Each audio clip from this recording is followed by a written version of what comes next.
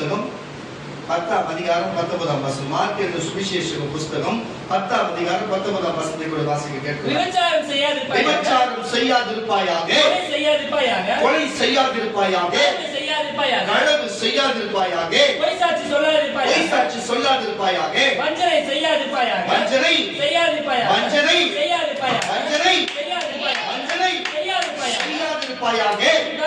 உன் தகப்பனையும் உன் தாயையும், உன் தகப்பனையும் உன் தகப்பன் தாயையும்.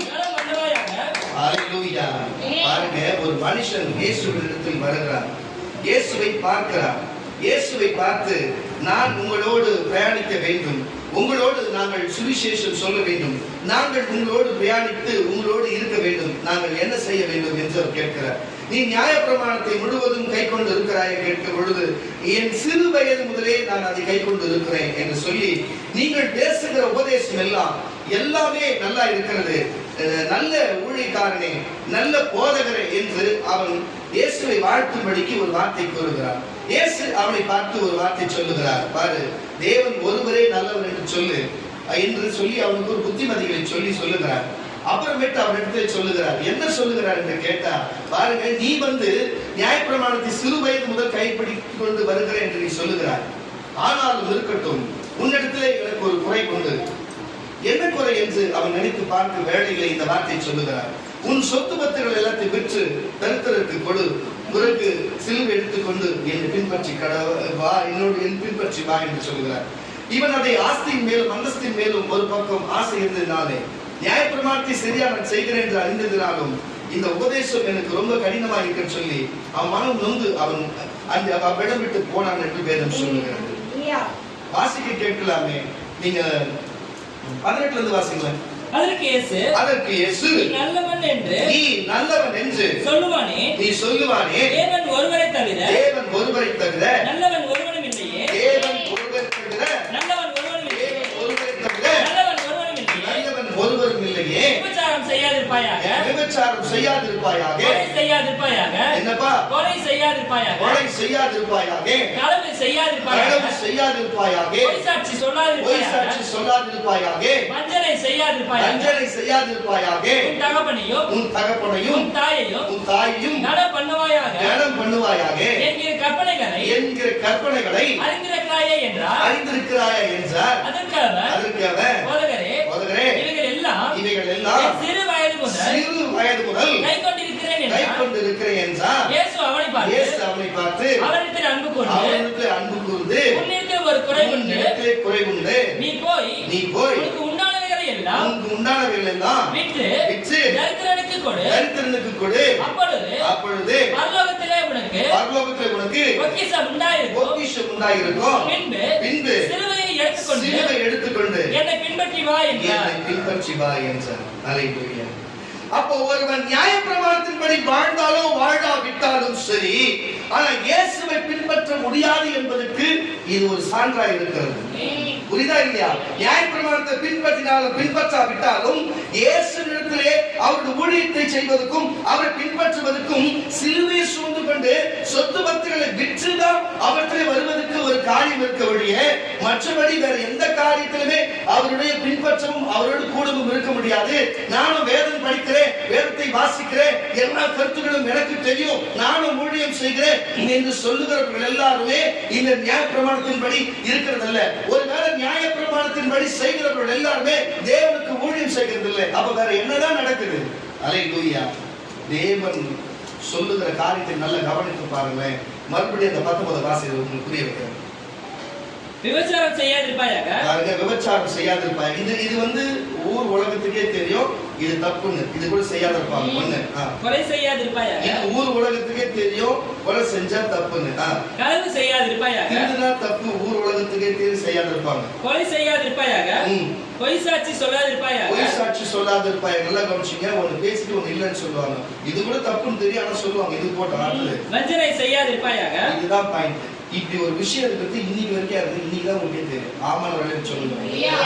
தெரியுதா? இதுதான் வஞ்சனை செய்யாதிருப்பாங்க. வஞ்சனை என்று சொன்னா உங்களுக்கு என்ன நினைக்கிறீங்க? வஞ்சனை என்றால் என்ன? வஞ்சனையுடைய பொருள் என்ன வருகிறது? சரி, இந்த ஓர வஞ்சனை என்று சொன்னா என்ன சொல்லுங்க, உங்களுக்கு தெரிஞ்ச ஓர வஞ்சனை உங்களுக்கு கண்டிப்பா தெரிஞ்சிருக்கும். அதனால அது என்ன பொருள் வருகிறது? உங்களுக்கு பட்சபாதம் தெரியுமா? பட்சபாதம் தெரியுமா உங்களுக்கு? கேள்விப்பட்டிருக்கீங்களா? பட்சபாதமும் இந்த ஓர வஞ்சனை, பட்சபாதம் இது எல்லாமே ஒரே காரியம். எப்படி சொன்னா அது கொஞ்சம் உங்களுக்கு புரியறதுன்னு சொன்னா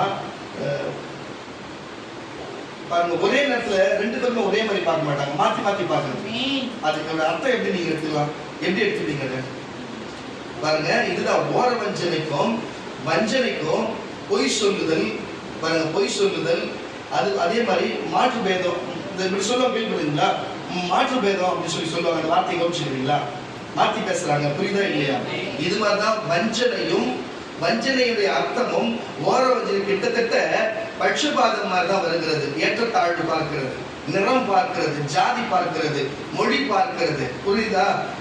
பணத்தை பார்க்கிறது, அந்தஸ்தை பார்க்கிறது, அழகை பார்க்கிறது, புரிகிறதா இல்லையா? இதை பார்த்து தான் பழகுவார்கள், இதை பார்த்து தான் பேசுவார்கள். அவங்களுக்கு தேவையான நாட்களுக்கு மட்டும்தான் அவங்க எப்பொழுதுமே சப்போர்ட் பண்ணுவார்கள். இதுதான் ஓர வஞ்சனை, புரியுதா இல்லையா? இதுதான் ஓர வஞ்சனை.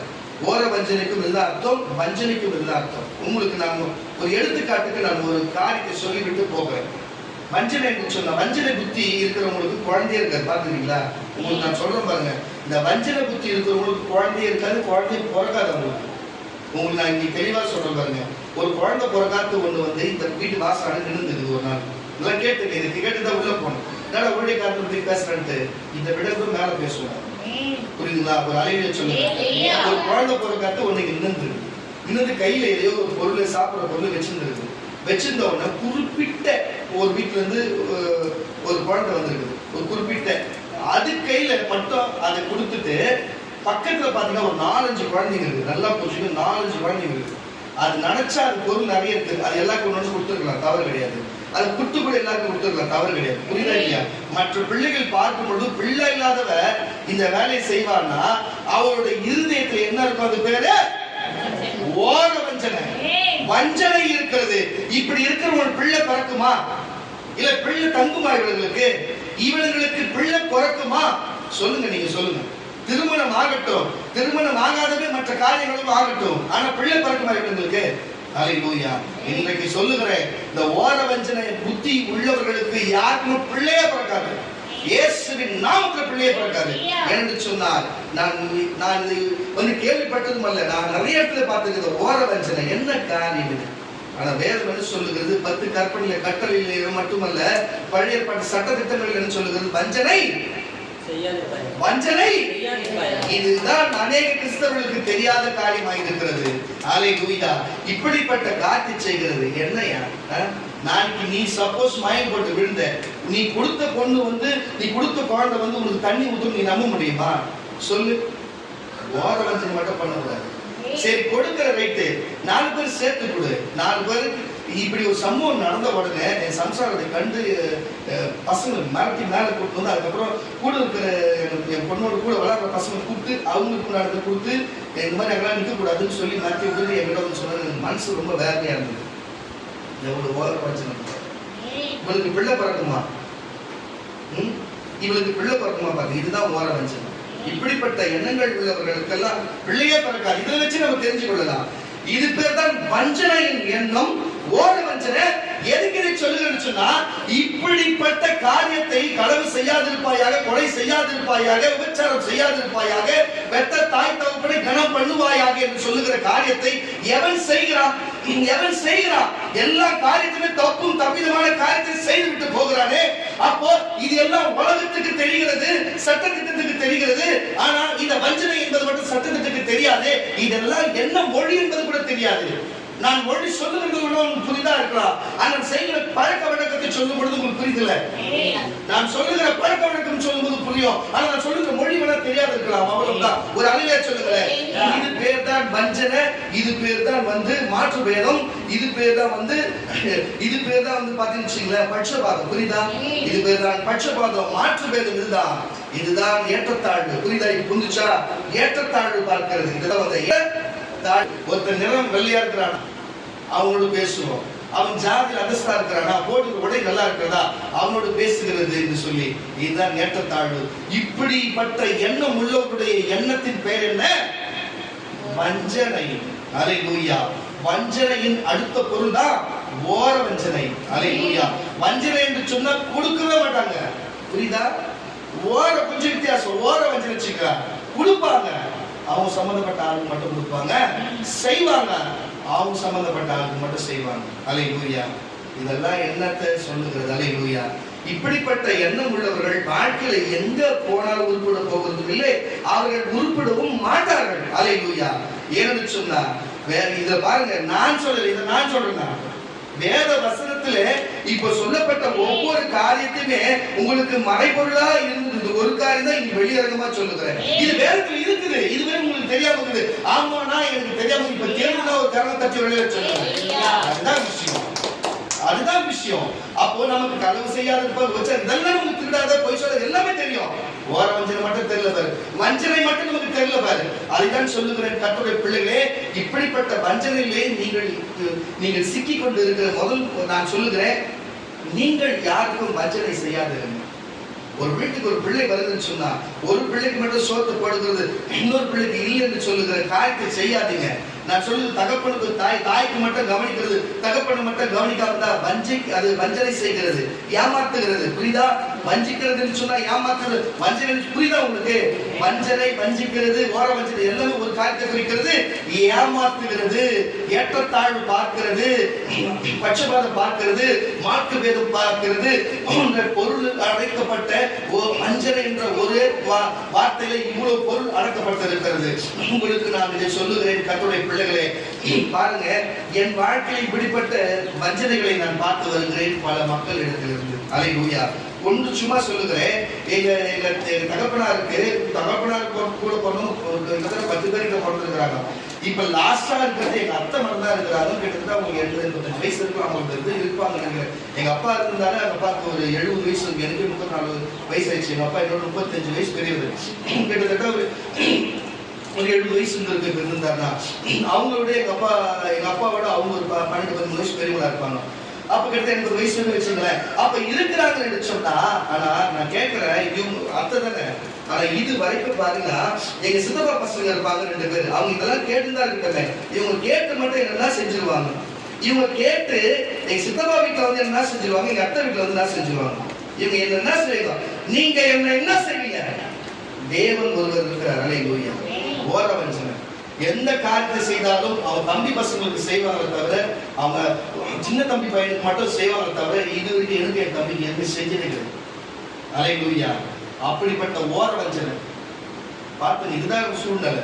எப்பயுமே இன்னைக்கு வரைக்கும் எதனா ஒரு கல்யாணம், எதனா ஒரு விஷயம் அவங்களுக்கு தான் முதல்ல கூப்பிடுவோம், அவங்க தான் எதுவும் செய்வாங்க தவிர, நாங்க அனாதை போல எங்க விட்டு விடுவாங்க. நாங்க யதார்த்தமா எதனா ஒரு நல்ல அலுவலிலே சார்ல எங்கேயோ போகும்போது பார்க்கும்போது நான் வீட்டுக்கு வர மாட்டேன்னு பொய்யாய் பேசுவாங்க. வஞ்சனை எண்ணம் உள்ளவர்கள், வஞ்சனை உள்ளவர்கள். எந்த ஒரு நல்ல காரியத்துக்கு நம்மளும் கூட மாட்டாங்க. முதல்ல இங்கிருந்து அங்க போ, அங்க நீங்க வரும். இப்படிப்பட்ட ஆட்கள் கிட்ட நம்ம புரியாதவங்க, இன்னும் சின்ன பிள்ளையா இருக்கிற மாதிரி அவங்களுடைய எண்ணங்கள் அப்படி. இன்னைக்கு இவங்க வஞ்சனை உள்ள எண்ணங்களை அறிந்துதான் அவங்க மூச்சு கூட முடிக்காது. இன்னைக்கு நான் சொன்னா ஒரு போன் கூட பண்ணாதுன்னா வஞ்சனை புத்தி உள்ளவங்கள்ட்ட போய் நம்ம நாட்டு பண்ணுகிறது. இப்படி எங்க வாழும் பொழுது இப்படி வஞ்சனை உள்ளவர்களா வாழ்ந்தவர்கள். அல்லேலூயா. இவர்கள் கூட போகட்டும். நீங்க தாய் சைடு இருக்கிற ஜனங்களை பாருங்களேன். எதுக்கு இது சொல்லிட்டு உங்களுக்கு புரிய வைக்கிறேன். என் தாய் சைடு இருக்கிற ஜனங்களை பார்க்கும் பொழுது பாத்தீங்கன்னா ஒண்ணும் இல்ல, எங்க சித்தி பையன் அவனோ இங்க நடந்து வரும்போது, அவனோ இங்க சில காரியத்துக்கு வரும்போது, நான் கொண்டு போய் அவன் ஆட்டோ வண்டியில இருக்கும், நான் கொண்டு போய் அவன் வீட்டுல விடுவேன். இல்ல அவங்க சம்சாரமா யாராவது நான் கொண்டு போய் அவன் பாத்திரம் இட்டு போய் விடுவேன். எங்க பசங்க அங்க போகணும், நாங்க அனுப்புற எண்ணமே கிடையாது. எங்க பசங்க போனோம் ஆயா வீட்டுக்கு போனதான் இட்டு போய் விட்டேன். ஒரு 3 நாள் நம்ம இருந்ததுங்க. நடக்க வச்சுட்டு வந்து வீட்டுல விடுறாங்க, நடக்க வச்சுட்டு வந்து விட்டுறாங்க. பக்கத்து வீட்டுல தான் இங்க இருக்கிறான். குழந்தைங்க இட்டு வந்து ஆட்டோ வச்சு இட்டு வந்து விடலாம்ல, இட்டு வந்து விடலாம்ல, நடக்க வச்சுட்டு வந்து. இதுவே அவங்க வயிற்றுல பிறந்த பிள்ளைங்க பேரனும் பேத்தி இருந்ததா அவங்க அப்படி செஞ்சிருப்பாங்களா? இல்ல அவங்களுக்கு என்னென்ன செய்யணுமோ எல்லாத்தையும் செஞ்சுதான் வச்சிருப்பாங்க. இதோட என்னன்னா, இது எங்க அக்காவோட பேத்தி பேரன் தானே, இது என்னோட பேத்தி பேரன்னு சொல்லி, இது பேர் தான் ஓர வஞ்சனை, இது பேர் தான் வஞ்சனை. இந்த வஞ்சனை புத்தி இருந்தா நியாயமாயுது. இந்த வயசுலயும் வஞ்சனை புத்தி பேர், இந்த வயசுலயும் இது நமக்கு உட்கார வச்சு சோறு போட்டுருமா, இதுங்க நம்மளை பார்த்துருமா என்று சொல்லி நான் சொல்லுகிறேன். பாருங்க, இன்னொரு சித்தி ஒருத்தர் இருக்கிறாங்க, கேட்டுன்னு தான் இருப்பாங்க, எப்ப இதெல்லாம் கேட்பாங்க, கேட்கணும் தான் சொல்றேன். அப்படியாச்சும் கர்த்தர் அவங்க புத்தியை உரைச்சு இனிமே சாவர வயசுலாச்சு இனிமேலாச்சும் 4 பேர் ஒத்தாசை எடுத்து போடுறேன், கரகத்தட்ட வழியில சொல்லுவேன், எப்படியே நடந்துட்டு போறேன், கொஞ்சமாச்சும் மனம் திரும்பணும்னு தான் இந்த வார்த்தையை நான் பேசுறேன், கேட்டு திருந்துட்டேன்னு சொல்லி. யாரும் நம்மளை வந்து கேட்டு ஒண்ணு இங்க நம்ம தலை எடுத்து போட்டு போறது கிடையாது. அல்லேலூயா, என்னோட தேவன் இருக்கிறார். அல்லேலூயா. இப்படிப்பட்ட பாருங்க, எத்தனையோ தடவை நான் எனக்கு எல்லாருமே செய்ய எனக்கு ஒரு வாகனத்தை வாங்கிக்கணும் கேட்டு இருக்கிறேன். ஆனா அவங்களோட தங்கச்சி பையன் நல்ல போச்சுன்னு அக்கா பையன், அவன் தங்கச்சி பொண்ணுக்கு தங்கச்சி பையனுக்கு கல்யாணத்துல இருந்து எல்லா பொருளும் வீடு வாங்கி கொடுத்ததுல இருந்து வாங்கின எத்தனையோ 2 சக்கரம் வாங்கி டியூ கார்டன் கிட்ட விட்டு, ஆட்டோ வாங்கி டியூ கார்டன் கிட்ட விட்டு வேஸ்டா போய் தான் இருந்தது தவிர எனக்கு இது வரைக்கும் ஒரு 2 சக்கரம் வாங்கணுமோ இல்ல 3 சக்கரம் வாங்கணுமோ இது வரையும் வாங்கி கொடுத்து ஒரு வீடை வாங்கி கொடுத்தது கிடையாது. எல்லா கர்த்தர் எனக்கு கொடுத்து கர்த்தர் எனக்கு அவங்க கர்த்தர் ஒய்ஃப் வச்சிருக்காரு.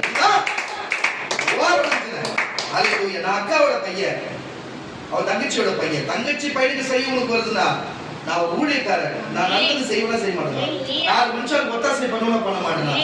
அப்ப எனக்கு செய்ய நான் குடிக்கிறேன்னா நான் போதை பண்றேன், குடிக்கிறான் போதை பண்றான் அடிக்கிறான், அவனுக்கு செய்யறதுக்கு உங்களுக்கு மனசு வருதுன்னா, நான் எந்த தவறு செய்யாத எனக்கு செய்யறதுக்கு மனசு வருதுன்னா, இந்த எண்ணத்தோட பேர் என்ன? இதுதான் ஓர வஞ்சனை, இதுதான் வஞ்சனை உள்ள எண்ணம். வஞ்சிக்கிற புத்தி எங்க அவங்கிட்ட இருந்து வரும்? பிசாசு கிட்ட இருந்து வரும். தயவு செய்து புரிஞ்சு கொள்ளுங்க கர்த்தருடைய பிள்ளைகளே. எதுக்கு இதை சொல்லுங்கன்னு சொன்னா, நான் என்னமோ ஒரு குறிப்பிட்ட வச்சு தாக்குற மாதிரியும் அதனால வந்து நான் பேசுற மாதிரி நீங்க மனசுல நினைச்சுக்க வேண்டாம். நான் ஆல்ரெடி வஞ்சனையிலும் ஓர வஞ்சனையும் நான் பார்த்துதான் மறந்துருக்கிறேன் இந்த வயசு வரைக்கும். இன்றைக்கு என் பிள்ளைகள் ஏற்றத்தாழ்வு பார்க்கிறவர்களும் உண்டு, இன்றைக்கு என் பிள்ளைகளை பிரித்து பார்க்கிறவங்க உண்டு, இன்றைக்கு என் மனைவி பிரித்து பார்க்கிறவர்களும் உண்டு, இன்றைக்கும் என்ன ஒதுக்கி பார்க்க உண்டு. ஆனால் இருந்தாலும் இருந்துட்டு போகட்டும். ஆனா ஒன்று சொல்லுகிறேன், இன்றைக்கு பாருங்க, என் உறவுகள் என்ன வந்து ஓர வஞ்சனையா பார்க்கட்டும், என் தாய் சைடு தகப்பன் சைடு உறவுகளும் ஓர வஞ்சனையா பார்க்கட்டும். ஆனா இன்றைக்கு வரைக்கும் நான் சொல்லுகிறேன் கர்த்தருடைய பிள்ளைகளே, என் தேவன் ஒரு நாள் என் ஓர வஞ்சனையா பார்க்கிறேன். எது கொடுத்தாலும் என்ன ஓர வஞ்சனை பார்க்காத ஒரே நபர் இருக்கிறான்னு சொன்னா என் ஆண்டவராக இயேசு யாருமே கிடையாது. நேற்று வரைக்கும் கண்ணீர்.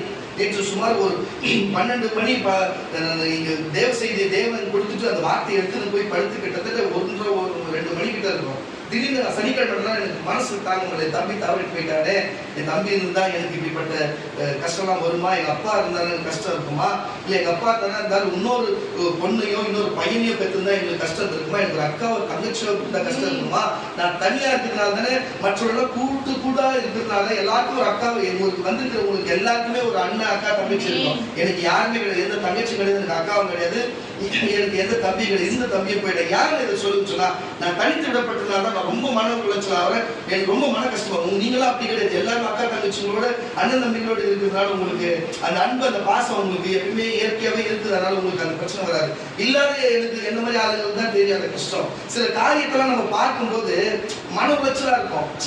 எப்படிலாம் ஓர வஞ்சனை, நம்ம என்னத்தான் நம்ம அக்காவோ தங்கச்சியாவோ என்னத்தான் அண்ணாவோ தம்பியா பழகினா கூட, நேற்று கூட ஒரு 12 மணி வரை இங்க ஒரு கூட்டம் வந்து என்கிட்ட பேசி இதுக்கு அதுக்குன்னு சொல்லி ஜாம் பண்ணும் போது ஒரு பிரச்சனை வந்தவொடனே சால்வ் பண்றதுக்கு பேச வந்தாங்க. நான் சொல்றேன், எனக்கு ஏத்து பேசுது. அதான் சொன்னேன், எனக்கு மூஞ்சிக்கு முதுகு பின்னாடி ஏற்க நிறைய பேர் மூஞ்சிக்கு முன்னாடி என்னை ஏற்றுக்கிறது உணவுத்தவே என் பாட்டுக்கு நீ திருப்பி பேசுற, இதுக்கப்புறம் நான் பாட்டுலன்னு சொன்னது ஆள் அட்ரஸே காணும், வந்துருந்தான்னு தெரியல, இனிமேல் வராத போனா நல்லா இருக்கும் நான் நினைக்கிறேன். நல்லது. அல்லேலூயா. தப்பா என்னதுன்னு சொல்லல, எனக்கு ஏத்து பேசுறதே வேலை முடிஞ்சு போச்சு. தெரியாத விஷயத்தை என்கிட்ட பேசக்கூடாது, நான் பேசுற விஷயத்தை என்கிட்ட பேசக்கூடாது. நான் சொல்லுகிறேன், எனக்கு இதை சொல்லுகிறேன்னு சொன்னா அதுதான் எனக்கு மன ரொம்ப கஷ்டம். இதனாலதான் எங்க அப்பா மேலே எனக்கு ஒரு கஷ்டமா இருக்கும். பாருங்க, ஓர வஞ்சனை பார்த்து இருக்கிறாரு, 2 பிள்ளைகளோட நிறுத்திட்டு போயிட்டாரு, ஒருத்தர் போயிட்டான், நான் தனியா இருக்கிறேன்னு சொல்லி. ஆனா நான் சொல்லுகிறேன், பரவாயில்ல, நீங்களாம் அக்கா தங்கச்சிகளோட இருக்கிறீங்க, சந்தோஷம். என்னுடைய நிலைமை உங்களுக்கு வேணாம். இருக்கிறவங்களுக்கு ஓர வஞ்சனை பார்க்காம இருக்கிறவங்க கூட எப்பயுமே நல்லபடியா இருங்க. இருக்கிறவங்க எப்பவுமே உண்மையா இருங்க. யாரும் ஏற்றத்தாழ்வு பெரிய அண்ணன் சின்ன அண்ணன், சின்ன அக்கா பெரிய அக்கான்னு ஏற்றத்தாழ்வு பார்க்காதீங்க. எல்லா அண்ணனும் அண்ணன் தான், எல்லா தம்பியும் தம்பி தான், எல்லா அக்கா அப்பா தான், சித்தி பெரியமாலாம் கிடையாது, எல்லா அம்மா தான், எல்லா அப்பா எல்லா சின்ன ஆயா பெரிய எல்லாமே நமக்கு ஆயா தான். அதனால தயவு செய்து அவங்க உங்களை ஓர வஞ்சனையா பார்த்தா கூட கோட்டை போய் தொலைது. நீங்க அவங்க ஓர வச்சு பார்க்காதீங்க.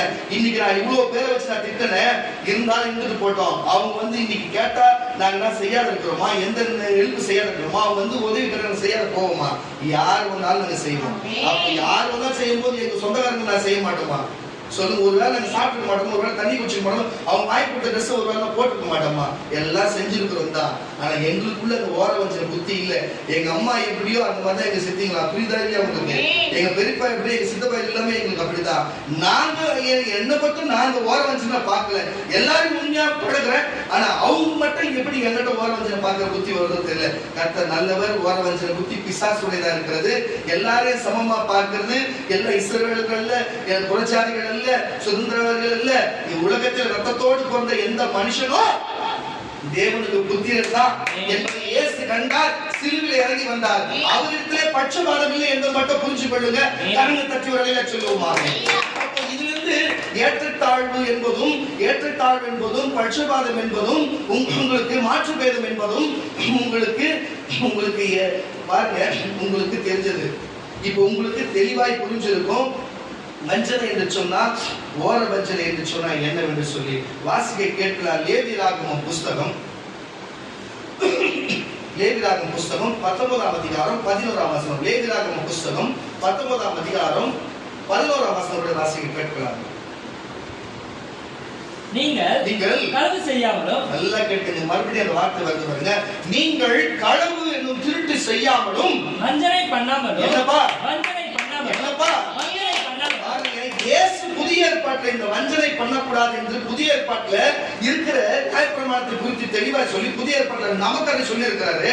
ஆனா லேவியராகம புஸ்தகத்திலே பரிசுத்த தேவனாகிய கர்த்தர் சொன்ன வார்த்தையை எங்க சொல்லுகிறார்? லேவியராகம புஸ்தகத்திலே இந்த வஞ்சனை குறித்து அந்த நாட்களில் வந்திருக்குது பாருங்க. மறுபடியும் பசந்து வாசியா. நீங்கள் களவு செய்யாமலும் வஞ்சனை பண்ணாமலும் ஒருவருக்கு ஒருவர் பொய் சொல்லாமலும் இருங்கள். அதுதான் விஷயம். ஒருவருக்கு பொய் சொல்லாதீங்க. உங்க மனதில் இருக்கிற காரியத்தை செய்றீங்க, சந்தோஷம் தான். பொய் சொல்லாதீங்க. இனிமே செய்ய மாட்டேன்னு போங்க. தயவு செய்து பாருங்க, நான் உங்களுக்கு சொல்லுகிறேன். நீங்க ஓர வஞ்சனை பண்ணிட்டீங்க, ஓர வஞ்சனை காரியம் செஞ்சுட்டீங்க, இல்ல வஞ்சனையான காரியம் செஞ்சுட்டீங்க, அதை மறைக்க ஒரு பொய்ய சொல்றீங்க. நடந்து போச்சு, இனிமேல் செய்யாத போங்க. அதுதான் அப்படிதான் நடக்கும். வாசி. பொய் சொல்லாமலும் இருங்கள். என் நாமத்தை கொண்டு பொய்யான ஆணை இடுகிறதுனாலே உங்களுடைய தேவனுடைய நாமத்தை பரிசுத்த குலைச்சல் ஆக்காமலும் இருப்பீர்களாக. நான் கர்த்தர். பிறரை ஒடுக்காமலும் கொள்ளையிடாமலும் இருப்பாயாக. கூலிக்காரனுடைய கூலி விடியற் காலம் மட்டும் உன்னிடத்தில் இருக்கலாகாது. செவிடனை நிந்தியாமலும், நல்லா கேட்டுங்க, செவிடனை போய் திட்டாதீங்க. குருடனுக்கு முன் தடுக்கலை வைக்காமலும், போறானா அவனுக்கு முன்னாடி கல் எடுத்து வைக்காதீங்க. உன் தேவனுக்கு பயந்திருப்பாயாக. நான் கர்த்தர்.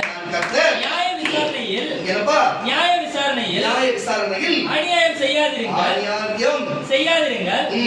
சிறியவனுக்கு முகதாட்சியம் செய்யாமலும், பெரியவனுடைய முகத்துக்கு அஞ்சாமலும், நீதியாக பிறனுக்கு நியாயம் தீர்ப்பாயாக. உங்கள் ஜனங்களுக்குள்ளே அங்கும் இங்கும் சொல்லி போதும் கரங்க தச்சு ஒரு அடியில் சொல்லுவாங்க. ஆக மொத்தத்திலும் அவர் சொல்ல வருகிறது, நீ வஞ்சனையும் பொய்யும் பாருங்க, குருடருக்கும் செவிடர்களுக்கும் அது மட்டும் ஊமையர்களுக்கும் இப்படிப்பட்ட ஆட்களுக்கும் மட்டும் நீ குறை சொல்லாம, சின்னவங்க பெரிய குறை சொல்லாம, எல்லார்கிட்டையும் சமமாய் பழகி எல்லார்கிட்டையும் அன்பா இருந்து உங்களுக்குள்ளே பட்சபாதம் இல்லாம, உங்களுக்குள்ளே பாருங்க ஓர வஞ்சனை இல்லாம, வஞ்சனை இல்லாம நீங்க எல்லாரும் ஒரே போர்வையில பாருங்க, ஒன்று போல பாருங்க. ஹல்லேலூயா. அது உங்களுக்கு வாழ்க்கைக்கு ஒரு நல்லதை தரும், வாழ்க்கைக்கு ஒரு நன்மையை தரும். அது ஹல்லேலூயா. தயவு செய்து புரிச்சு கொள்ளுங்க. ஒருவேளை இதை கேட்டு நீங்க எரிச்சல் அடைந்தீங்கன்னு சொன்னா உங்கள் வாழ்க்கையில இன்னமும் அந்த எரிச்சல் இருக்கும் என்று சொன்னா கட்டாயம் பிசாசுடைய காரியம் தான். ஹல்லேலூயா. உங்களுக்கு வஞ்சனை, உங்களுடைய நீ இந்த பூமி விட்டு போகும் வரைக்கும் வஞ்சனை இருக்கும். வஞ்சனை உனக்குள்ள இருக்கும் என்று சொன்னா நீயே புரிஞ்சு கொள்ளலாம். என் வாயில கேட்டு அதை இருக்க வேணாம். ஹல்லேலூயா. இதுல இருந்து என்ன புரியுதுன்னு சொன்னா, நீங்கள் யாரோடு பழகினாலும் சரி, ஒண்ணும் இல்ல, திருப்பி ஒரு காரியத்தை சொல்லுங்க. இதே காம்பவுண்ட்ல வருவாங்க, நான் ஒரு ஊழியக்காரன், எங்க வீட்டுல 3 குழந்தைங்க இருக்கு. எங்களுக்கு வீட்டு குழந்தை கூட ரூபில கூட சின்ன குழந்தை கொஞ்சம் நாள் முன்னாடி சாப்பிட்டியா அப்படின்னு கேட்கலாம். ஆனா குறிப்பிட்ட ஆட்களை மட்டும் விசாரித்து விட்டு போவாங்க. பார்க்கும்பொழுது மனசு கஷ்டமா இருக்கும். நம்ம இந்த குடும்பத்துக்கு எவ்வளவு ஜாம் பண்ணியிருக்கோம், இந்த பிள்ளைகளுக்கு எவ்வளவு ஜாம் பண்ணியிருக்கோம். கொஞ்சம் கூட மனசுல கொஞ்சம் கூட ஈரம் இல்லாத இந்த சின்ன வயசுல உங்களுக்கு எண்ணங்கள் இப்படி இருக்குது. நம்ம வீட்டு பிள்ளைங்க இருக்குது, பார்த்து அம்மா நல்லா இருக்கு ஒரு வார்த்தை கேட்க மாட்டாங்க. அவங்களுடைய ஆட்களை மட்டும் கரெக்டா பார்த்து கரெக்டான காரியத்தை செய்யறாங்களே. அப்ப அந்த சின்ன பசங்களுக்கு கூட அந்த சின்ன எண்ணங்களுக்குள்ள எப்படி ஓர வஞ்சல் புத்தி இருக்குது பாருங்க. நீங்களே சின்ன பசங்க தான் இத்தனைக்கும். எங்க வீட்டுக்கு 3 பசங்க இருக்குது. ஒரு பசங்க விசாரிப்பாங்க, அப்படியே கண்ணுக்கிட்டே போவாங்க, அப்படியே வருவாங்க. அவங்க ஆட்களை மட்டும் விசாரிப்பாங்க. நம்ம பார்க்கும்போது எவ்வளவு மனசு கஷ்டமா. இந்த சின்ன வயசுல கூட இந்த பசங்களுடைய ஓர வஞ்சல் புத்தி எப்படி இருக்குது பாருங்க. அதனாலதான் அவங்க எண்ணத்துக்கு ஏற்றபடியே கர்த்தர் எல்லாம் பலனை கொடுக்கிறார். எண்ணத்துக்கு ஏற்றபடியே பலனை கொடுக்கிறார். அதுதான் எதுக்கு இதை சொல்றதுன்னு சொன்னா, மனசுல இருக்கிற வேதனை என்னதான் சொல்லுது. இன்னைக்கு வரைக்கும் அந்த காரியத்துக்கு என்கிட்ட வந்து கேட்கவே இல்லை பதில். இப்படி ஆச்சு பாஸ்டர், இப்படி ஆச்சு, இப்படி நடந்துச்சு, ஒரு வார்த்தை சொல்லுங்க. சொல்லாமல அப்ப சொல்லாம இருக்கிறீங்கன்னா உங்களுக்குள்ளே ஓர வஞ்சல் இருக்குல்ல. என்கிட்ட வந்து சொல்லால இப்படி நடந்துச்சு, இப்படி நடந்துச்சு சொல்லால. இன்னைக்கு வரையும் சொல்லாம இருக்கிறீங்கன்னா உங்களுக்குள்ள ஓர வஞ்சல் இருக்குல்ல, பெரியவங்களுக்குள்ள ஓர வஞ்சல் இருக்குல்ல. ஆனா நான் யாரையும் அப்படி பார்க்கிறேன். எல்லாருமே நான் ஒரே மாதிரி தான் பார்க்கிறேன். எங்க அக்காவா, என் தங்கச்சா, எங்க சகோதரனா, எல்லாரையும் ஒன்று போல தான் பார்க்கிறேன். ஆனா உங்களுக்குள்ள இருக்கிற எண்ணம் தான் ஓர வஞ்சனை பார்க்கிறேன். எண்ணமா இருக்கு. தயவு செய்து அப்படி பார்க்காதீங்க, தயவு செய்து. ஏன்னா வேதம் சொல்லுகிறது எல்லாரையும் அந்த மாதிரி எண்ணத்தோடு பார்க்க கூடாதுன்னு சொல்லி எல்லாரும் சமமா பார்க்கணும். பாருங்க, அண்ணல் அம்பேத்கர் அவர்கள் பாருங்க, ஜாதி ஒழிப்புக்காக இதெல்லாம் இப்படி செய்யக்கூட எல்லா ஏற்றத்தாழ்வுல மனுஷன் எல்லாருமே ஒன்னு சமம் தான் என்று அவர் சட்ட புஸ்தகத்தை எழுதி ஒரு மனுஷன் அப்படி கஷ்டப்பட்டு போனார். தந்தை பெரியார் தீண்டாமை ஒழிப்பை குறித்து பேசி அவருக்கு ஒரு காரியத்தை எழுதி வச்சுட்டு போனார். அல்லேலூயா. ஒரு சராசரி மனுஷனுக்கு இப்படிப்பட்ட எண்ணங்கள் வந்து பாருங்க, இப்படிப்பட்ட காரியம் பாருங்க. பெரிய பணக்காரன், ஒரு செல்வந்தனும் ஒரு பெரிய பண முதலாளிகள் இருக்கிறார்கள். அந்த தொழிலாளிகளுக்கு ஒரு வித்தியாசம் காட்டி அவங்க அடிமை பண்றதுனால இந்த ஃபெடரல் காஸ்ட் என்று சொல்லப்படுகிற அவரும் சேர்ந்து அது மட்டும் இல்லாம இந்த கம்யூனிசத்தை உண்டாக்கின இப்படிப்பட்ட ஆட்கள் எல்லாருமே ஒரு சமநிலை வரணும் என்று சொல்லப்பட்டு இப்படிப்பட்ட பெரிய பெரிய தலைவர்களை செய்து விட்டு போனாங்க. ஆனா இதுதான் இயேசு கிறிஸ்து பழைய ஏற்பாட்டிலே சொல்லியிருக்கிறார். அல்லேலூயா. பழைய ஏற்பாடு சொல்லி எல்லாருமே சமமா இருக்கணும். உங்களுக்குள்ளே வஞ்சனை வேணாம் என்று சொல்லி, வஞ்சனை வேணாம் என்று சொல்லி, ஓர வஞ்சனை வேணாம். ஓர வஞ்சனை என்று சொன்னா அவன் ஜாதிக்காரனோ, இனத்துக்காரனோ, மொழிக்காரனோ, அவனை போல இருக்கிறவங்க தான் ஓர வஞ்சனை. அவங்க உங்களே சேர்த்துக்கிறது. வஞ்சனை என்று சொன்னா நான் மட்டும்தான், எல்லாருமே வேணான்றது. புரியுதா?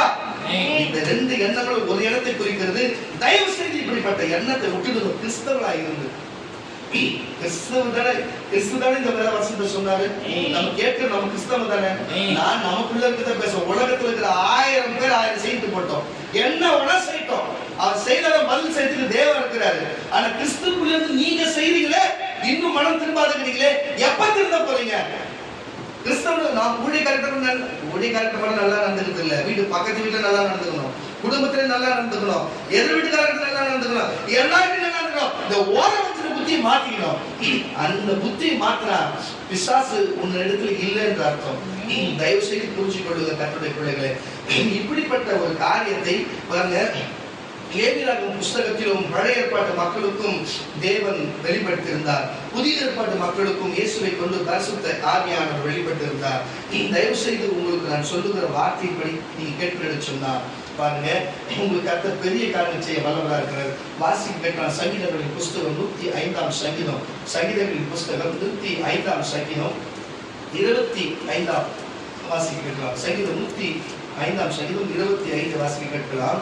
சங்கீதத்தை குறித்து பாருங்க, மோசையை மேலே வஞ்சகம் பட்டு என்ன காரியம் நடக்கிறது, மோசையின் இடத்துல என்ன நடக்கிறது, மோசை யார் பாருங்க அந்த நாட்களில் வாழ்வது எப்படிப்பட்ட சம்பவம் நடக்கிறது வாசிக்க கேட்கலாம். நம்முடைய ஜனங்களை பகைக்கவும், நல்ல கேட்டுங்க, இஸ்ரவேல் மக்களை ஜனங்களை பகைக்கவும், நம்முடைய ஊழியக்காரனை வஞ்சனையாய் நடத்தவும். நல்லா கேட்டுங்க, இஸ்ரவேல் ஜனங்க யார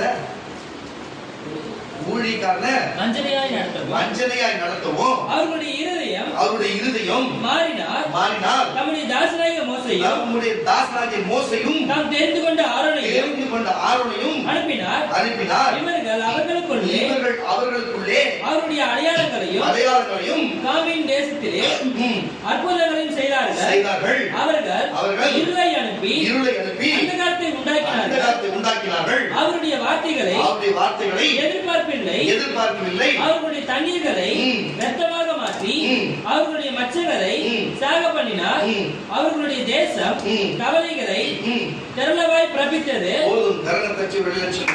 என்ன காரியம் நடக்க சொன்னா, அங்கே எகிப்தில் உள்ள முழுவதும் அங்கே எகிப்தியர் பேசுகிற மொழி வேற மொழியா இருக்கிறது, இங்கே இஸ்ரவேலர்கள் பேசுகிறது எபிரேய மொழியா இருக்கிறது.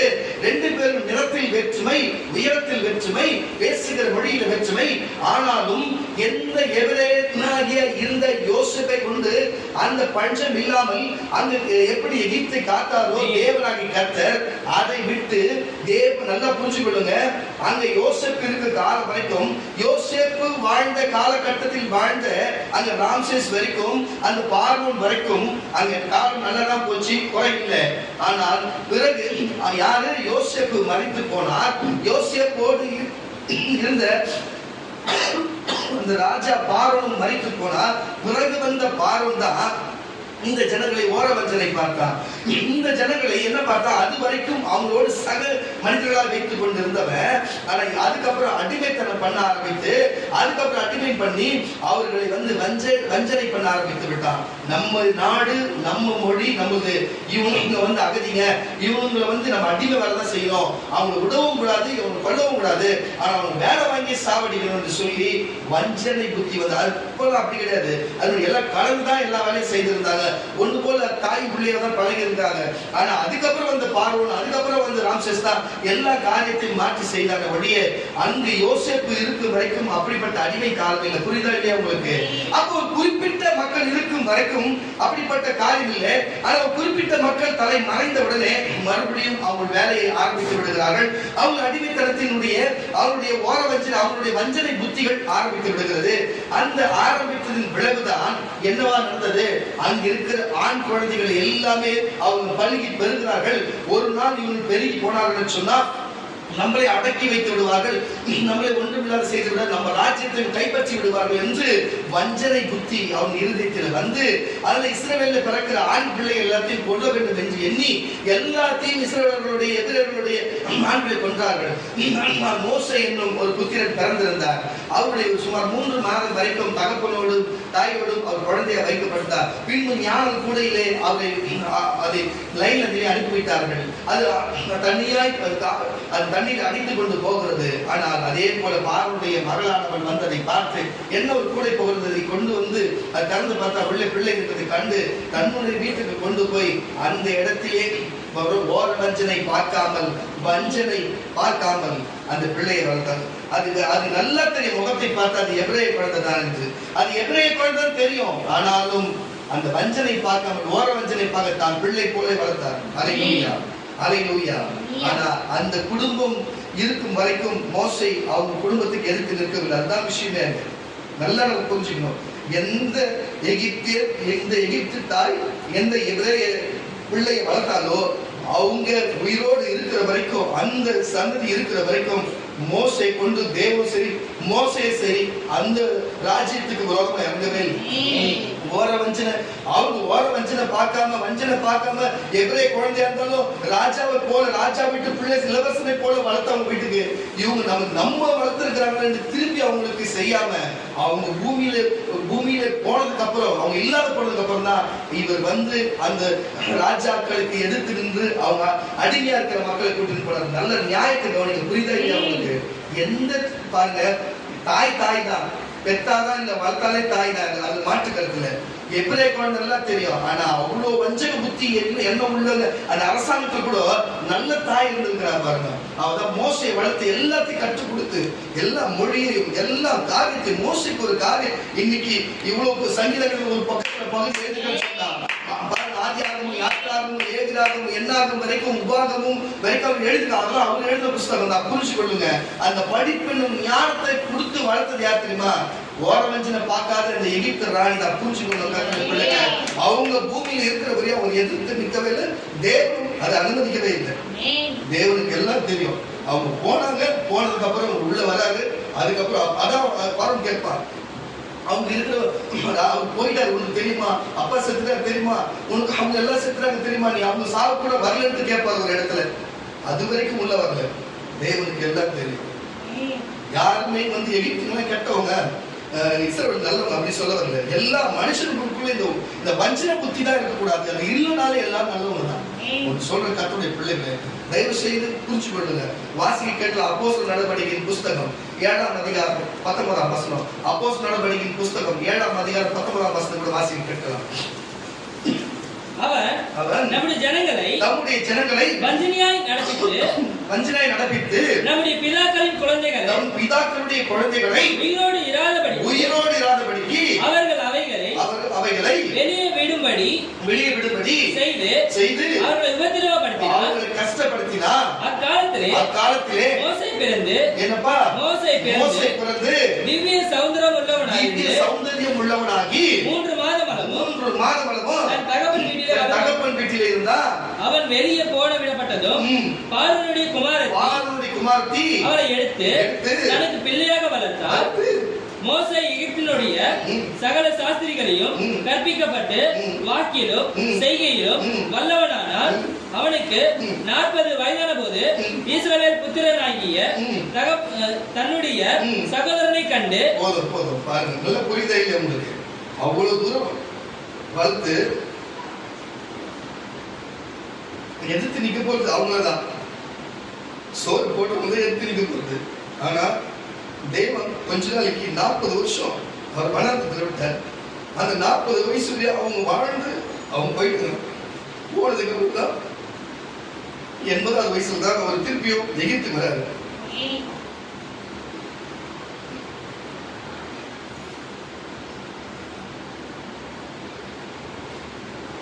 இவங்க வேற மொழி பேசுறவங்க, இவங்க அவங்க அடிமை பண்ணி வச்சிருந்தாங்க. ஆனாலும் அந்த ஓரவஞ்சனை இல்லாம அந்த மக்கள் மேல வச்சிருந்த அன்பை பாருங்க. ஆனாலும் தேவன் அவங்க காலகட்டத்தில் அப்படிப்பட்ட காரியங்கள் கூட சொல்லி அதை தடுத்து மாத்திருக்கிறாரு. அப்போ ஒரு மனுஷனுக்கு ஓரவஞ்சனை இல்லைன்னு சொன்னா அவன் வாழ்க்கையில் நன்மை உண்டாக இருந்ததுக்கு இது ஒரு பெரிய ஒரு சாட்சி. இதுவரைக்கும் இந்த வார்த்தையை இந்த சபையை யாரும் பேசவே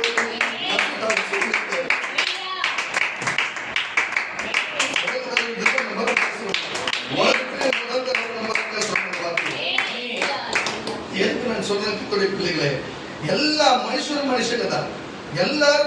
எல்லாரும் போலதான். அப்படிப்பட்ட எண்ணங்களை மட்டும் மாத்திக்கினா கர்த்தர் அவங்க வாழ்நாள்ல அவங்களுக்கு எந்த ஒரு அழிவு இல்லாம கர்த்தர் வழிநடத்த வல்லவரா இருக்கிறாரு. அதுதான் நான் உங்களுக்கு சொல்லுகிறேன்.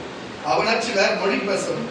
நம்ம உறவுக்குள்ள ஒரே மொழி பேசியிருந்தாலும் அவங்க நல்ல உறவா இருந்தாலும் அவங்க கூட பழகி இருந்தாலும் அப்படிப்பட்ட ஒரு ஓரவஞ்சன பழக்கம் ஏன் நமக்கு மட்டும் மாறாது இருக்குது? என்ன செய்து விடுவாங்க? அந்த நேரத்துல கொஞ்ச நேரம் உங்களுக்கு நன்மை செஞ்சதுனால உங்களுக்கு அவங்க ஞாபகம் வருது. அதுக்கு முன்னாடி எந்த நன்மையும் உங்களுக்கு மற்றவங்க செஞ்சிருக்க மாட்டாங்களா?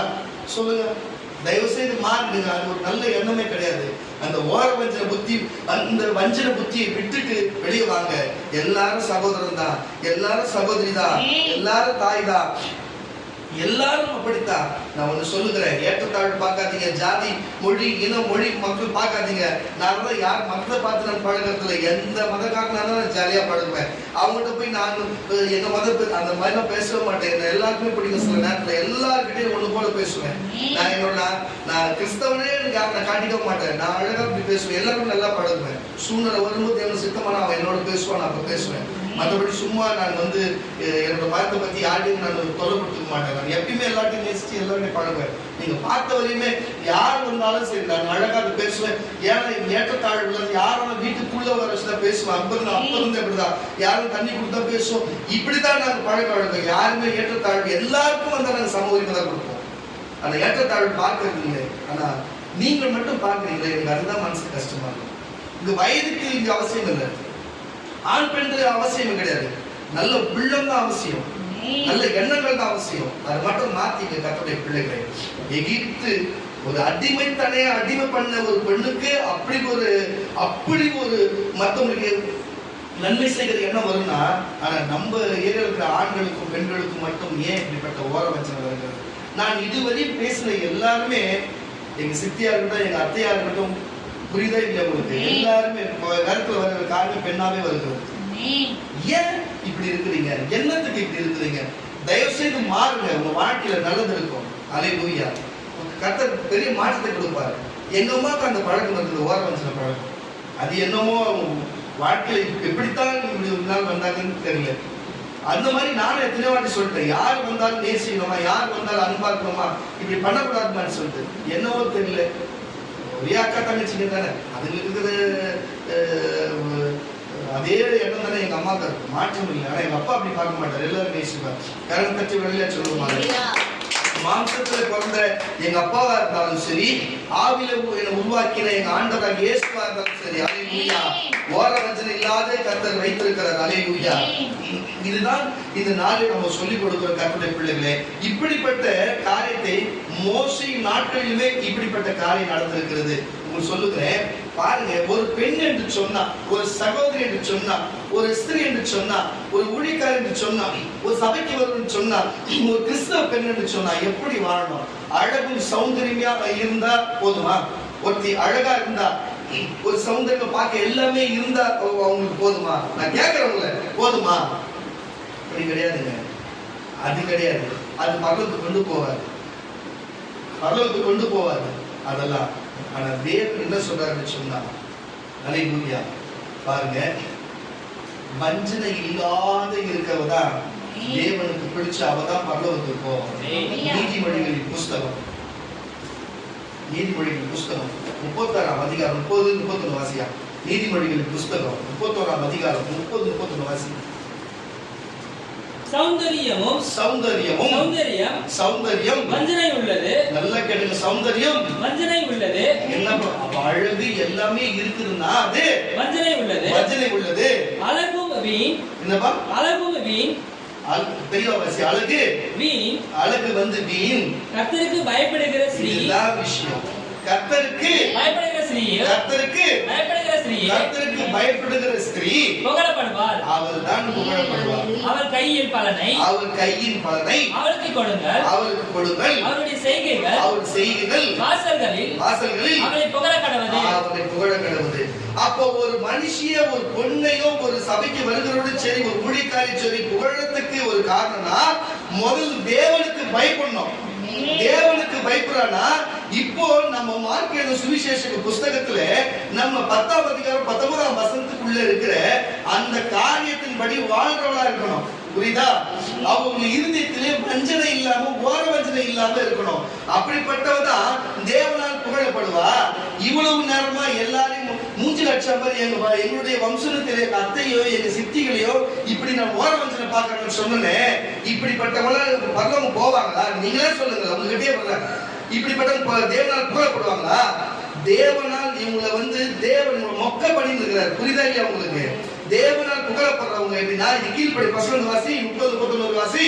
சௌந்தரியம் வஞ்சனை உள்ளது. சௌந்தரியம், அழகு, பொருள் எல்லாம் இருக்குன்னா அது வஞ்சனை உள்ளது. அழகு வீண். கர்த்தருக்கு பயப்படுகிற பெண்ணே புகழப்படுவார். அவள் தான் தேவனால சபையாலே புகழப்படுவா.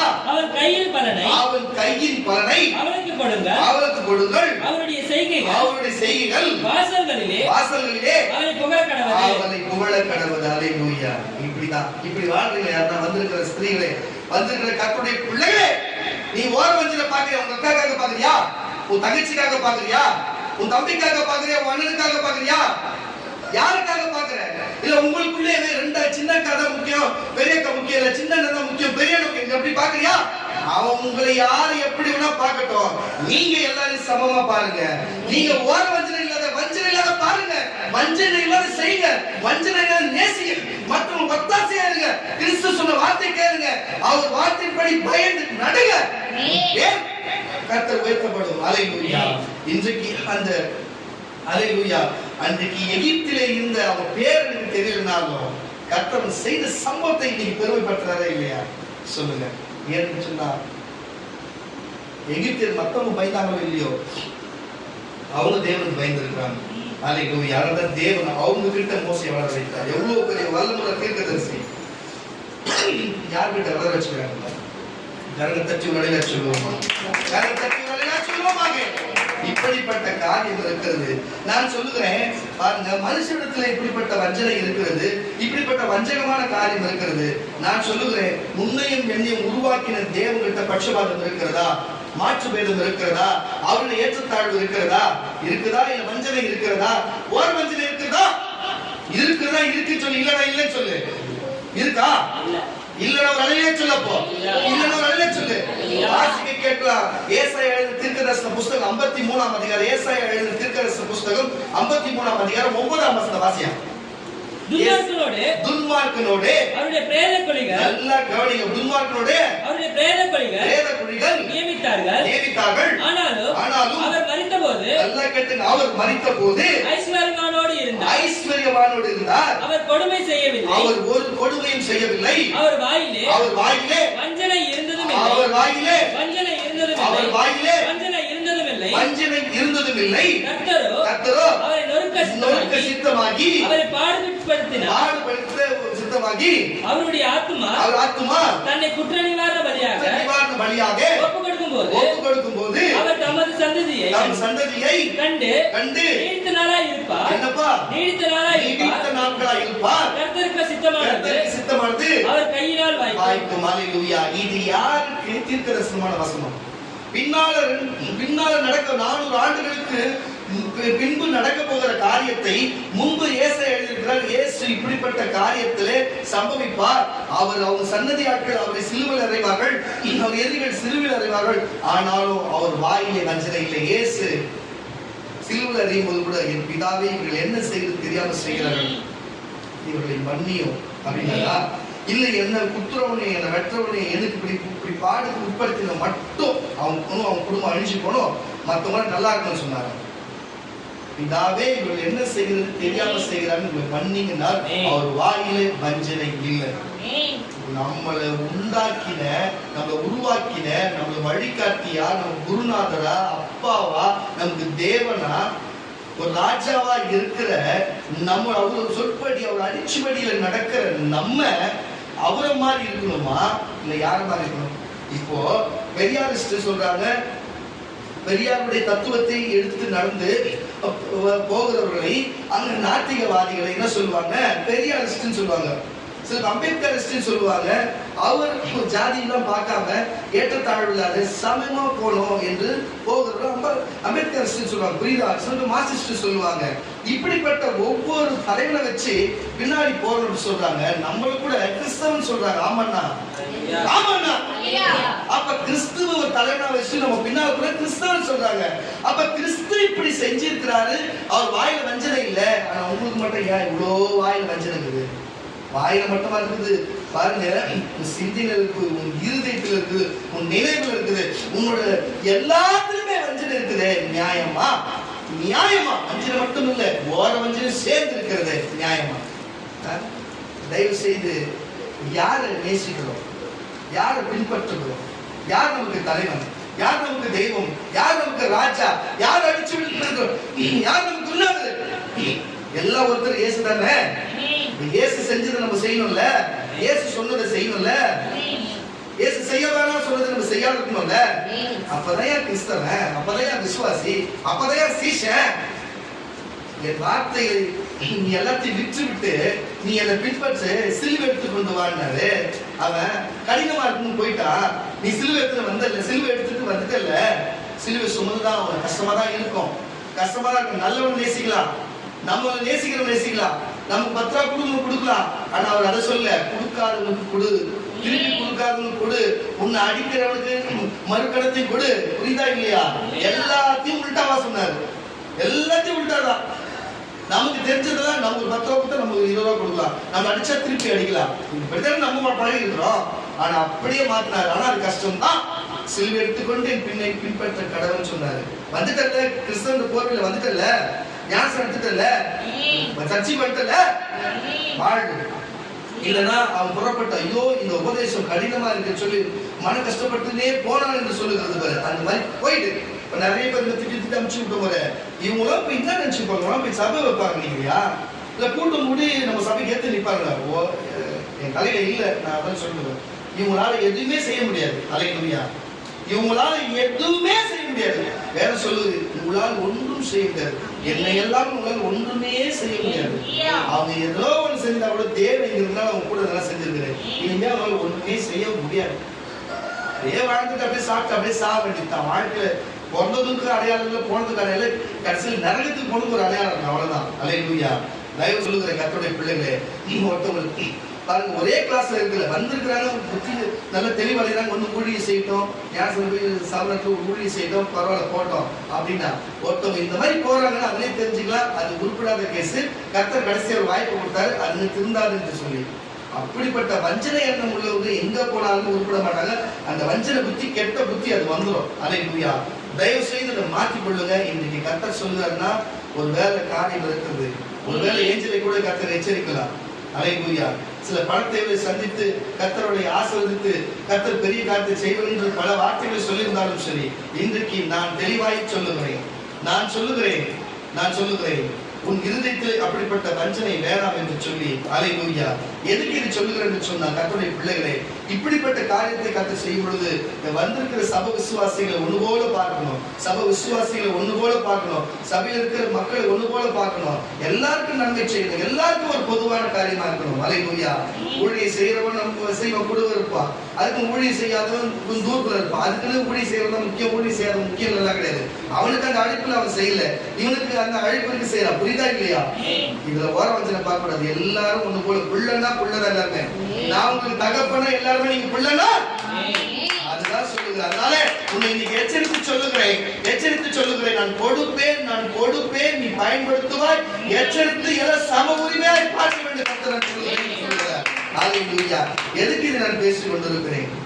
நீங்களும் சரி, வேற ஸ்தலத்திலும் சரி, உறவுகளிலும் சரி, சபையிலும் சரி, எல்லா இடத்துலயுமே அந்த வஞ்சனை புத்தியை மாற்றிக்கொண்டு எல்லாரையும் எடுத்தாள் பார்க்க சமமா பாருங்க. உன்னை பார்க்கவே தருவாங்க, உன்னை அவங்க பண்ணட்டும். என்ன கூட சொல்றேன், என்ன வேணா பண்ணிட்டேன், என்ன எவ்வளவோ பண்ணிட்டாங்க, போங்க எல்லாத்தையும் அனுபவிச்சிட்டேன். எவ்வளோ ஃப்ரெண்டுங்கிட்ட அனுபவிச்சேன், ஓர வஞ்சனை பார்க்கறது, உறவுகிட்ட அனுபவிச்சிட்டேன், அக்கா தங்கச்சிட்டு பழகிறவங்கிட்ட அனுபவிச்சிட்டேன், நட்பு கிட்ட அனுபவிச்சிட்டேன். அடப்பா நான் எல்லாருக்கிட்டையும் அதை அனுபவிச்சு சில பேர்ட்ட கேட்கல, சில பேர் மனசுல வச்சு நான் போட இன்னார் இவ்வளவு தானு புரிஞ்சுன்னு இன்னைக்கு நான் தெளிவா இருக்கிறேன். அல்லேலூயா. ஆனாலும் அந்த மன வேலை கொஞ்சம் இருக்கிறது. கர்த்தரே சமாதானத்தை தரட்டும். அல்லேலூயா. உங்களுக்கும் ஒரு வேலை அப்படி தகப்பன் ரெண்டு பிள்ளைகளை பார்த்து ஓர வஞ்சனை செய்தாரா, வஞ்சனை புத்தியோடு செய்தாரா, தாய் செய்தாரா, உன் சகோதரர் செய்யறானா, உன் சகோதரி செய்யறாளா, தாரத்தரசர் செய்யறாங்களா? தயவு செய்து ஒன்று சொல்லுகிற வந்திருக்கிற கர்த்தருடைய பிள்ளையே, இன்னும் உன் உறவுகள் உன்னை பார்த்து நீ இருக்கிற எளிமையை பார்த்து இன்னும் ஓர வஞ்சனையா மற்றவங்க நல்லவங்க, அவங்க உங்களுடைய கூட பிறந்த மற்றவங்க நல்லவங்க, அவங்க வீட்டுக்கு போய் அவங்க நல்லது செய்யறாங்களா, ஒன்னும் செய்ய மாட்டாங்களா?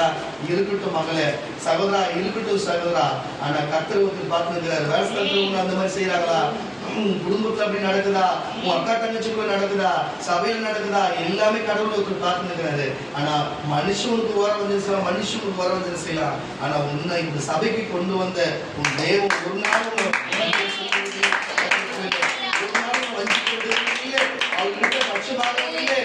வஞ்சிக்கவும் மாட்டாரு.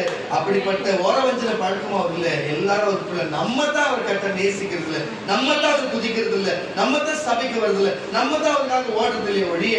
ஆனா அவர் எப்பவுமே இருக்கிறது போல நம்ம தான் மாறி போறோம். புரிஞ்சுக்க கட்டளை பிள்ளைங்க, தயவு செய்து புரிஞ்சு கொள்ளுங்க.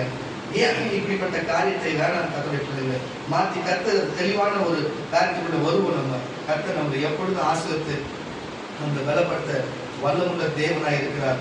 ஒன்னு பேதுருவின் புஸ்தகம் 2ஆம் அதிகாரம் 22ஆம் வசனம். 1 பேதுரு 2ஆம் அதிகாரம் 22ஆம் வசனம். அவர் பாவம் செய்யவில்லை. நல்லா கேட்டுங்க, ஏற்கனவே அவரை பேசணும். பாருங்க, எந்த இடத்துல ஏசாயா தீர்க்கதரிசி புஸ்தகத்துல அவர்கிட்ட எந்த வஞ்சனையும் இல்ல, நீங்க அவரை நீங்களும் வஞ்சனை செய்ய சொல்லிட்டோம். இப்போ மறுபடியும் அந்த வாசி. அவர் பாவம் செய்யவில்லை, இயேசு பாவம் செய்யவில்லை, அவருடைய வாயிலே வஞ்சனை காணப்படவும் இல்லை, அவருடைய வாயிலே வஞ்சனை காணப்படவும் இல்லை, அவருடைய வாயிலே வஞ்சனை வஞ்சனை காணப்படவும் இல்லை. அவர் வையப்படும் போது பதில் வையாமலும் அவர் கஷ்டப்படும் போது அவர் பயமுறுத்தாமலும் நியாயமாய் தீர்ப்பு செய்கிறவருக்கு தம்மை ஒப்புவித்தார். தம் பாவங்களுக்கு செத்து நீதிக்கு பிழைத்திருக்கும்படி அவர்தாமே நமது சரீரத்திலே நம்முடைய பாவங்களை சிலுவை மேல் சுமந்தார். கரண தட்டி ஒரு அழியா சொல்லுவாங்க. அப்போ உனக்காக எனக்காகவே பட்சபாதம் இல்லாம, எந்த ஏற்றத்தாழ்வு இல்லாம, மார்க்க பேதம் இல்லாம, இப்படிப்பட்ட ஒரு தேவன் பாருங்க, வஞ்சனை இல்லாத தேவன், வாயில் வஞ்சனம் இல்லை, பார்வையில் வஞ்சனம் இல்லை. இப்படிப்பட்ட தேவனுக்கு புத்திரராகவும் புத்திரராகவும் நீங்கள் இருக்கிறேன் கிறிஸ்தவர்களாகவும் இயேசு அப்பா அப்பா அப்பா. மற்ற தெய்வத்தெல்லாம் பார்த்தா பேர் சொல்லுவாங்க, நம்ம தெய்வத்தை அப்பா அப்பா நம்ம கூப்பிட்டுக்கிறோம். ஆனா அப்படி கூப்பிட்டு கூட அப்பனுக்கு பிள்ளை தப்பாம பிறக்கணுவாங்க. ஆனா அப்ப இருக்கிறாரு. ஆனா நீ எப்படிதான் நான் சொல்றது தெரியல. ஆனா உங்களுக்குள்ள வஞ்சனை இருக்குது. தெரிஞ்சு நீ இயேசுக்கு பிறந்திருந்தீங்கன்னா அப்பனுக்குள்ள தப்பாம பிறந்திருப்ப. நீ பெண்ணாகட்டும் ஆணாகட்டும், ஆனா உருவ தொற்றுக்குள்ள இருக்கும், குணாதிசயங்களும் இருக்கும். ஆனா உனக்குள்ள வஞ்சனை இருக்குதா, நீ பிசாசு பிள்ளையா, இன்னியோட மாறிடு இயேசுவோட பிள்ளையா வாழு. வஞ்சனை இல்லாம வாழு.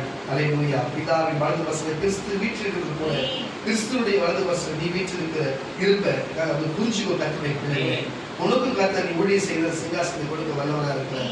உன்னையும் அவர் பட்சத்தில் சேர்த்துக் கொண்டு இருக்கிறார். புரிஞ்சுக்கோ கர்த்தருடைய பிள்ளை. அவர் எப்படி இருக்கிறார் பாரு. உன் தேவன் தானே, உங்க அப்பா தானே, அவர்கிட்ட வஞ்சனை இல்லை. உனக்கு மட்டும் ஏன் இருக்கு? ஏன் இருக்கு? ஏன் உனக்குள்ள ஏற்றத்தாழ்வு இருக்கு? ஏன் உனக்குள்ள ஒரு மற்றவர்கள் மேல ஒரு நேசமான ஒரு அன்பு இல்லை? ஏன் உண்மையான அன்பு இல்லை? ஏன் ஒரு 10 நாள் உன் கூட பழகிட்டா மாற்றுமா? முன்பு பழகினவங்க வித்தியாசம் தெரியாதா?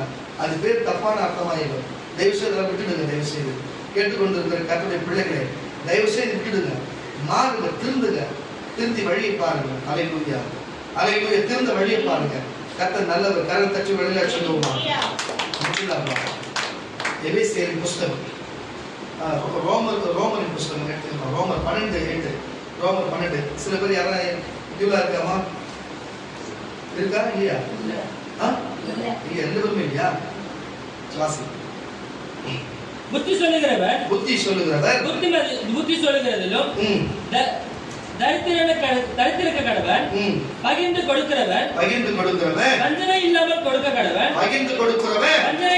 வஞ்சனை இல்லாம. இதுதான் விஷயம். இப்போ உங்களுக்கு ஒரு காரியத்தை சொல்லுகிறோம்னா, ஒரு ஊழியக்காரன் உனக்கு கொடுக்கறோம்னா, நீ ஒரு தகப்பனா இருக்கிறியா, ஒரு தாயா இருக்கிறன்னா எப்படி கொடுக்கணும்? வஞ்சனை இல்லாம எல்லாருக்கும் கொடுக்கணும். இப்ப நமக்கு ஒண்ணு கிடைக்குதுன்னா எல்லாருக்கும் கொடுக்கணும். நமக்கு ஒரு பொருள்கள் எல்லாருக்கும் கொடுக்கணும். இதுதான் தேவன் நம்ம சொல்லுகிறது. வஞ்சனை இல்லாம இவங்களுக்கு இது, அவங்களுக்கு இதெல்லாம் நம்ம பண்ணக்கூடாது. எல்லாருக்கும் கொடு. அவன் என்ன அவன் அழிக்கையா, அவன் கெட்ட புத்தி அவன் அழிக்கையா. நீ நல்லவனா இருந்து போயா. நீ ஆண்டவர் இயேசு நல்லவராக தானே இருந்தாரு. நீ நல்லவனா இருக்கோ. போக வேண்டிய இடத்துக்கு போகும், வர வேண்டிய பலன் உங்களுக்கு வந்து சேரும். உங்களுக்கு பலன் குறையாது. உனக்கு வர வேண்டிய பலன் வந்து ரெட்டிப்பான வருமானம் வந்து உங்களுக்கு ரெட்டிப்பான ஆசீர்வாதம் வந்துடும். அதை வாங்குறவன் சரியானவனா இல்லைன்னா அது உனக்கு பிரச்சனை கிடையாது, அவனுக்கு தான் பிரச்சனை. நீ வாசி மறந்து பசந்து புத்தி சொல்லுகிறவன் நான் உங்களுக்கு புத்தி சொல்லுகிறதிலும் அதிலே தரித்திருக்க கடவன், பகிர்ந்து கொடுக்கிறவன், வஞ்சனை இல்லாம ஏமாத்தாம வஞ்சனை இல்லாம அது கொடுக்க கடவன், முதலாளியானவன், ஜாக்கிரதையா இருக்க கடவன், இரக்கம் செய்கிறவன், உற்சாகத்துடனே செய்ய கடவன். உங்கள் அன்பு விஷயம் மாயமற்றதா இருப்பதாக, தேவைக்காக, ஒரு எப்படி சொல்ற, ஒரு பழக்க வழக்கத்துக்காக. இந்த மாதிரி அன்பெல்லாம் எல்லா நாளும் நீடிக்காது. எங்களால் வஞ்சல்ல மாட்டீங்க இந்த மாதிரி அன்பெல்லாம். அல்லேலூயா. உண்மையான அன்பு மட்டும் நினைப்போம். வாசி. உங்கள் அன்பு மாயமற்றதா இருப்பதாக, தீமையை வெறுத்து நன்மையை பற்றி கொண்டிருங்கள். அதுதான் விஷயம். தயவு செய்து தீமையை வெறுத்துருங்க, நன்மையை பற்றி கொண்டு. நண்பனாயார் இயேசு, நண்பனாயார் வேத வசனம். தயவு செய்து பற்றி கொண்டு வாழற வழியை பாருங்க கர்த்தருடைய பிள்ளைகள். இதுதான் தெய்வம் சொல்லுது. தயவு செய்து சொல்லுகிறேன், இதை பற்றி கொண்டு வாழ்கிற வழியை. எபேசியரின் புஸ்தகம் 3ஆம் அதிகாரம் 13ஆம் வசனம் முடிச்சலாம். எபேசியரின் புஸ்தகம் 3ஆம் அதிகாரம் 13ஆம் வசனம். ஆகையால் உங்கள் நிமித்தம் நான் அனுபவிக்கிற உபத்திரவங்களினாலே உபத்திரவங்களினாலே நீங்கள் சோர்ந்து போகாதிருக்க வேண்டிக் கொள்ளுகிறேன். அவைகள் உங்களுக்கு மகிமையாய் இருக்கிறது. என்னப்பா எபிரேயரா? எபிரேயர் வாசினா எபிரேயர் 3:13 பாரு. அதனால வரும்போதே கட்டிங் சொல்ல பாருங்க பசங்க இல்லை. உங்களில் ஒருவனாகிலும் பாவத்தின் வஞ்சனையினாலே என்னப்பா பாவத்தின் வஞ்சனையினாலே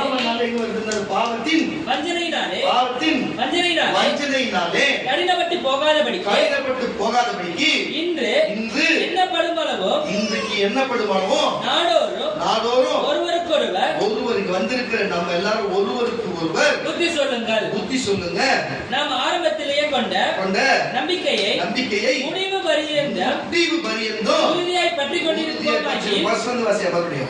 உங்களில் ஒருவனாகிலும் பாவத்தின் வஞ்சனையினாலே கடினப்பட்டு போகாதபடிக்கு இன்று எண்ணப்படும் அளவும் நாடோறும் ஒருவருக்கொருவர் புத்தி சொல்லுங்கள். தான் சொல்லுங்க. இன்னும் ஒரே வசனம் முடிச்சோம்னா 2 பேர்களின் புஸ்தகம்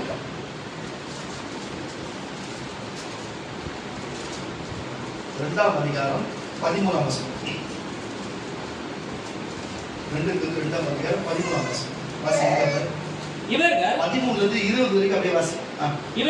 இவர்கள் ஒரு நாள் வாழ்வை இன்பம் என்று சந்தோஷம் என்று எண்ணி கரைகளுக்கு இறைச்சலுமாய் இருந்து உங்களோடு விருந்துண்கையில் தங்கள் வஞ்சனைகளில் என்னப்பா வஞ்சனையினால் உல்லாசமாய் வாழ்கிறார்கள்.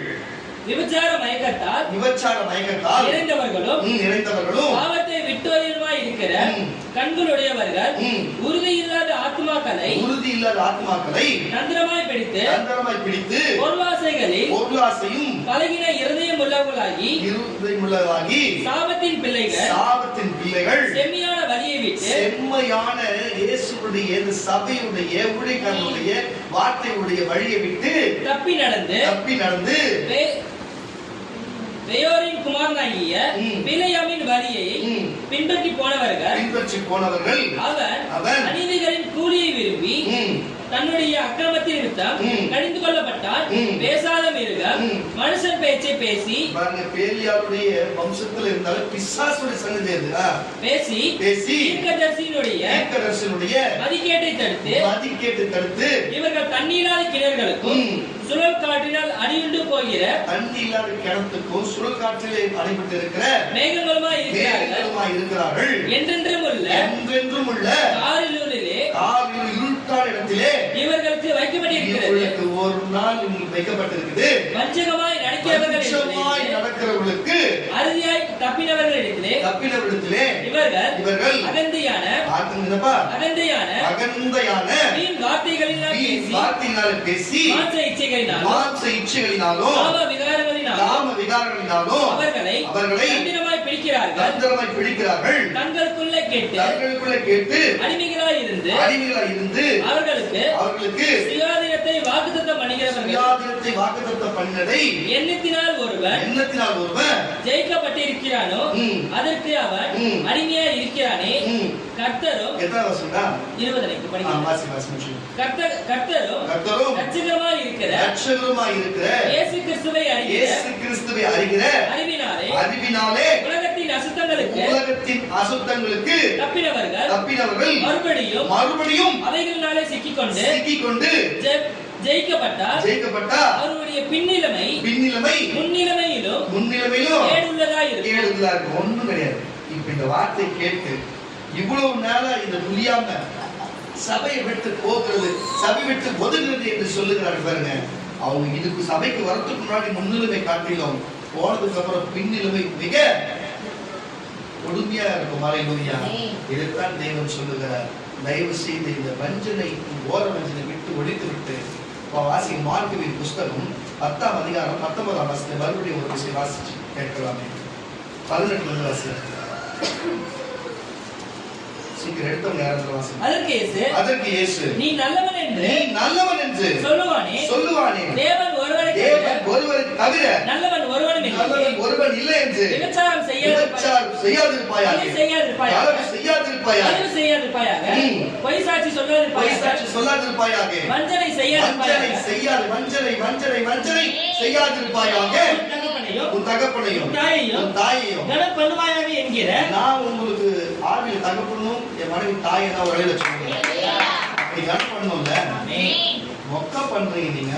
வாசிங்களா, கனம் பண்ணுவாயாக என்று கற்பனைகளை அறிந்திருக்கிறாயே, அதற்காக போதகரே, இவைகளெல்லாம் என் சிறு வயது முதல் சின்ன வயசுலிருந்து கை கொண்டிருக்கிறேன் இயேசு அவனை பார்த்து அவனிடத்தில் அன்பு கூர்ந்து, பாருங்க, அப்ப கூட அவன் உதாசீனப்படுத்தல, வாடான்னு சொல்லி அன்பு கூர்ந்து, உன்னிடத்தில் ஒரு குறை உண்டு, நீ போய் உனக்கு உண்டானவைகளை எல்லாம் எல்லாத்தையும் விட்டு தரித்திரனுக்கு கொடு, அப்பொழுது பரலோகத்திலே உனக்கு பொக்கிஷம் உண்டாயிருக்கும். பின்பு சிலுவையை எடுத்துக்கொண்டு என்னை பின்பற்றி வா என்றார். அவன் மிகுந்த ஆசீர்வாதமாய் இருந்தபடியால், பணக்காரனா இருந்தபடினாலே, இந்த வார்த்தையை கேட்டு, இயேசு சொன்ன வார்த்தையை கேட்டு மனமடைந்து துக்கத்துடனே போய்விட்டான். அப்பொழுது இயேசு சுற்றி பார்த்து நம்முடைய சீஷர்களை நோக்கி, ஐஸ்வர்யம் உள்ளவர்கள் தேவனுடைய ராஜ்யத்தில் பிரவேசிப்பது எவ்வளவு அரிதான காரியமா, ஆச்சரியமான காரியமா, அது வரை ஒருத்தனும் வர முடியாதுன்னு சொல்ல வர்றாரு. அல்லேலூயா. அப்போ நம்ம கிறிஸ்தவனா இருந்தோம், ஒரு யூதனா இருந்தோம், நியாயப்பிரமாணத்தை கேட்டவனா இருந்தோம், பிரயோஜனம் இல்லை.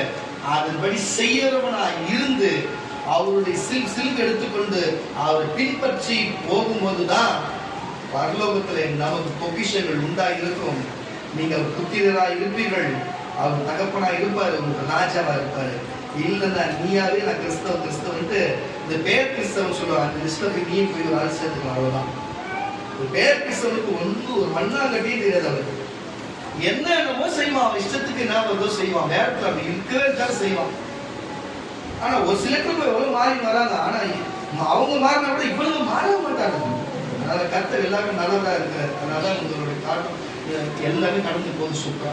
மற்ற எல்லாத்தையும் பார்க்கட்டும். தயவு செய்து சொல்லுங்க, நம்ம விசுவாசிகளுக்கு இந்த யூடியூப்ல பாருங்க, பேஸ்புக்ல பாருங்க, கத்தோட பிள்ளைங்களுக்கும் சொல்லுகிறேன், தயவு செய்து ஓர வஞ்சனை பார்க்காது, வஞ்சனை பண்ணாரு. எல்லாரும் அன்பாரு, எல்லாரையும் அன்பா நேசிங்க. இயேசு ஒரு பாருங்க, இயேசுல உண்மையா இருக்கு, சொல்றது கேட்டு நடங்க. கர்த்தர் உங்களை ஆசீர்வதிப்பார், கர்த்தர் உங்களை பலப்படுத்துவார். இனிமேல் நான் எந்த வஞ்சகம் பண்ண மாட்டேன்னு சொல்லுகிறவர்கள் அப்படி எழுந்து நின்று கூடாது. எல்லாம் எழுந்து நின்று கூடாது.